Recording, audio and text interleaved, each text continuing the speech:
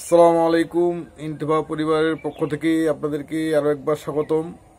তো আজকে যে বিষয়টি নিয়ে আলোচনা করব সেটা হচ্ছে বেগুনের ডগা এবং ফল ছিদ্রকারী পোকা নিয়ে। এই পোকার ক্ষতিকর দিক এবং এর প্রতিকার নিয়ে আলোচনা করব। চলুন আমরা সরাসরি আলোচনায় ফিরে যাই। আর হ্যাঁ, অবশ্যই আমার পেজটিকে ফলো করবেন এবং শেয়ার করবেন। তো দর্শক, আপনারা এই মুহূর্তে দেখতে পাচ্ছেন যে বেগুনের ভিতরে একটি পোকা দেখা যাচ্ছে। তো সেই পোকাটি হচ্ছে ডগা এবং ফল ছিদ্রকারী পোকা, যেটা খুবই শক্তিশালী পোকা। খুব সহজেই এই পোকাটাকে দমন করা সম্ভব হয় না। তো এই পোকা দমন করতে গেলে আপনাকে অবশ্যই একজন সচেতন চাষি হতে হবে, এর কোনো বিকল্প নাই।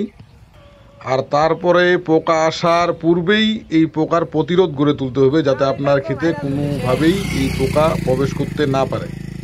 কারণ পোকা প্রবেশ করার পর একে প্রতিরোধ করাটা যতটা কঠিন, এবং পোকা তার চাইতেও খুবই সহজ এই পোকা আসার আগেই এর প্রতিরোধ গড়ে তোলা।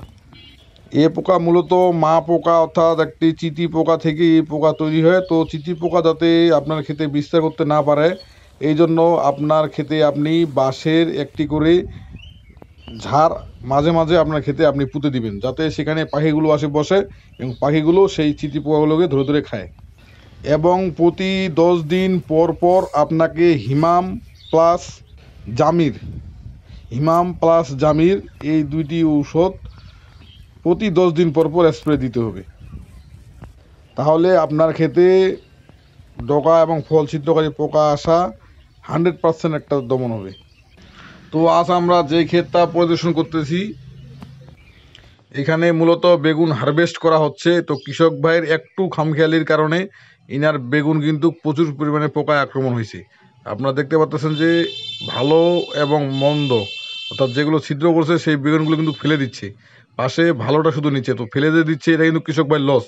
তো এই লসটা কিন্তু কেউ চায় না যে আমার এতটুকু লস হোক। কষ্ট করে আপনি ফলন ফলাইছেন, পরবর্তীতে যখন এটা ফেলে দিচ্ছে সেটা কিন্তু আপনার কিন্তু কলিজায় আঘাত লাগছে। তো এই রকম সমস্যা যাতে আপনার না হয়, এই জন্য আপনি অবশ্যই হিমাম এবং জামির এই দুটো স্প্রে দিবেন, এবং আপনার ক্ষেতের মাঝে মাঝে বাঁশ ঝাড়ের আপনি কুঞ্চি দিবেন।